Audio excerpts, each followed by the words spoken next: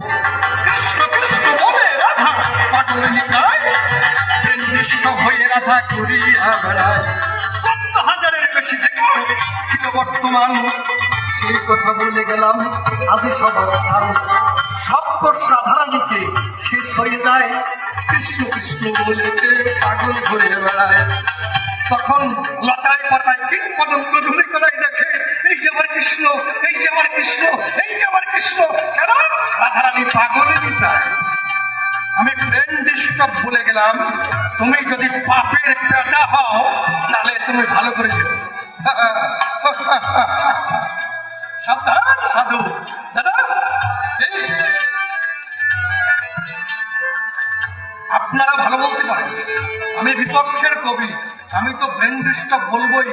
তোমার যদি ক্ষমতা থাকে তুমি চিকিৎসা করে ভালো করে দেখো।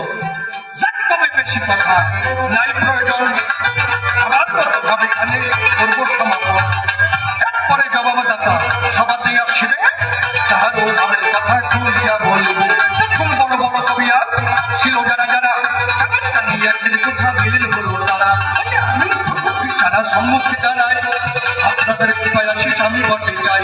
এবার আপনারা কল্লা করে জনম ধুয়ে সেই দিকে জানি আমি হরি বলবো। আমার ভাব বলে গেল।